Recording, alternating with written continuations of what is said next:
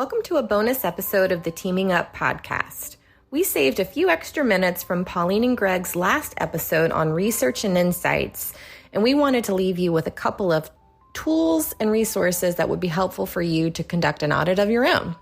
Stay tuned as we're continuing to plan our next season in 2023, where we're going to have inside and outside voices contributing to the podcast. Don't forget to subscribe so you never miss an episode.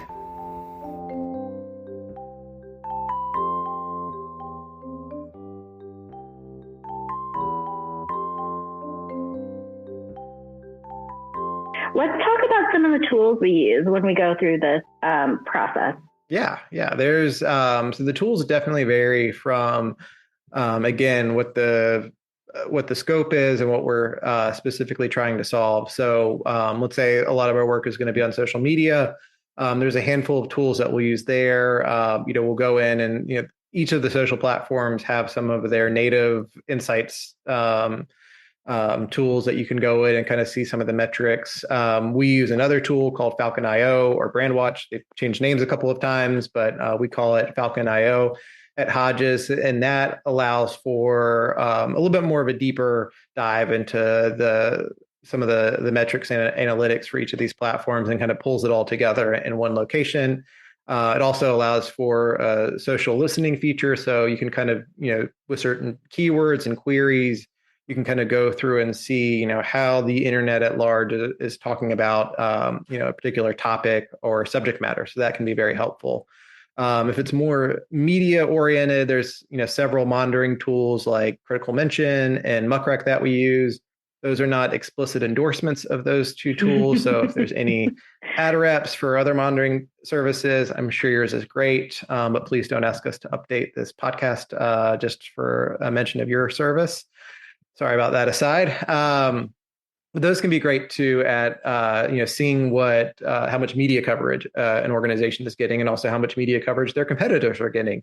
Some of those also, can allow for looking into specific key messages or specific key phrases in association with their organization to kind of segment out some of that media analysis. From a primary research perspective, we love a good survey.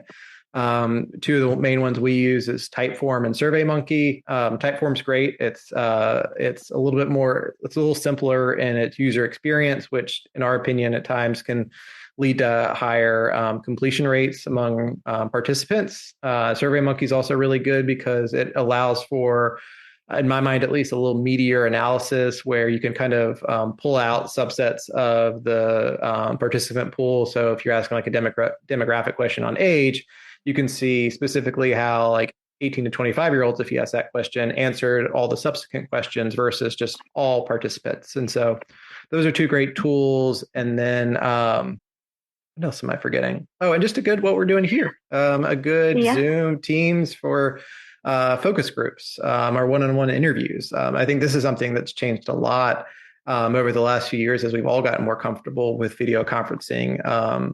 We used to do a lot of phone conversations when people would be either in different geographies or schedules just didn't allow for in-person meetings. But I always forget the percentage, but it's like something like 80% of all communications nonverbal. And, with research in particular, it's so important to see somebody when you're talking to them, to see how they, their facial expressions might change or how they might lean back or lean forward in response to a particular question. And so, we use video conferencing tools as well, which are very, very, very effective.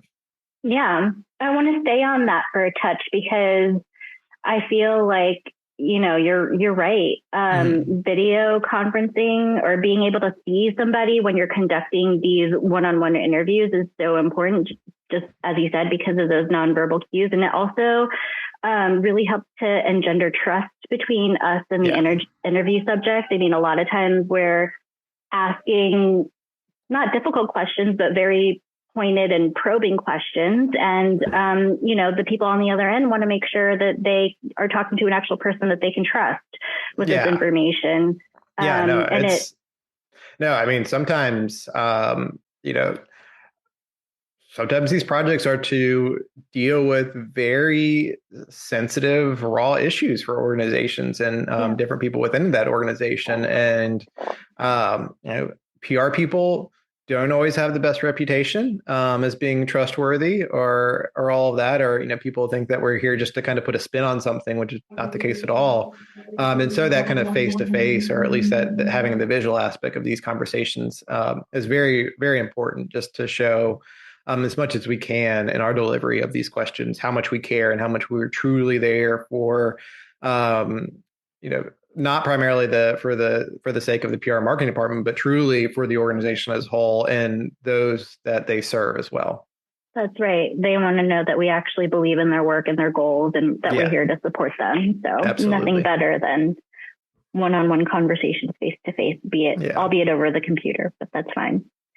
So I think we're at our time. Do we have any more questions left? No, I think we've reached our time. Do you have any final thoughts that you want to share with our listeners before we part ways?